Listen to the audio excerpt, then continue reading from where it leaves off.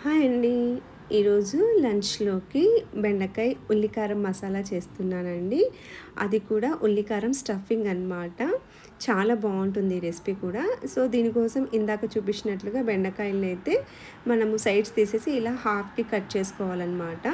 తర్వాత ఇందులోకి స్టఫింగ్ కోసము ఫస్ట్ ఒక హాఫ్ కప్ వరకు కొబ్బరి పౌడరు, అలాగే 2 వెల్లుల్లి రెబ్బలు, కొంచెం కారానికి తగినంత ఉప్పు, కారము, కొంచెం పసుపు, అలాగే చింతపండు కూడా వేసేసుకొని మనము ఫైన్‌గా మిక్సీ పట్టుకోవాలి. ఇలా మిక్సీ పట్టుకున్న తర్వాత తరుక్కున్న ఆనియన్స్‌ని కూడా వేసుకొని కొంచెం కచ్చా పచ్చాగా మిక్సీ పట్టుకోవాలండి.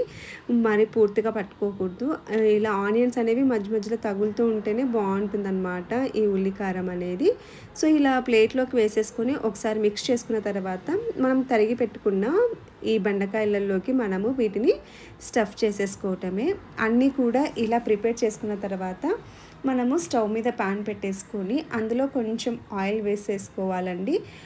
తిరువాతకు వేసినట్టు కొంచెం ఆయిల్ వేసేసుకొని పోపు గింజలు వేసుకోవాలి. అలా పోపు గింజలు కూడా చిట్పట్లాడిన తర్వాత మనం తరిగి పెట్టుకున్న ఈ బెండకాయలు ఉన్నాయి కదా, అవి కూడా వేసేసుకొని బాగా మిక్స్ చేసుకోవాలండి. సో, బెండకాయలు వేసుకున్న తర్వాత ఆయిల్ అంటేటట్టు మనము పెన్నాన్ని హ్యాండిల్ పట్టుకొని షేక్ చేయటం కానీ, లేదంటే గరిటెతో వేపేస్తే సరిపోతుందనమాట. సో, ఇలా గరిటెతో కూడా అన్నీ సర్దేసుకోవాలి. సో, మనం ఫ్రై లాగా చేస్తున్నామండి అంతే. సో, అన్నీ కూడా అన్ని పక్కల కాలేటట్టు మనము మధ్య మధ్యలో కలుపుకుంటూ వీటిని మగ్గించుకుంటే సరిపోతుందనమాట. సో, ఇలా మనం అన్నంలోకి పప్పు కాంబినేషన్‌లో కానీ, లేదంటే రసం కాంబినేషన్‌లో కానీ సైడ్ డిష్‌గా బావుంటుందనమాట. సో, చూస్తున్నారు కదా, ఇప్పుడు ఒక సైడ్ బాగా మగ్గిపోయాయండి. సో, అలాగే మనం గరిటెతో అటు కూడా తిప్పేసుకొని బెండకాయల్ని మంచిగా ఫ్రై చేసేసుకుంటే మన ఈ బెండకాయ ఉల్లికారం మసాలా అనేది రెడీ అయిపోతుందండి.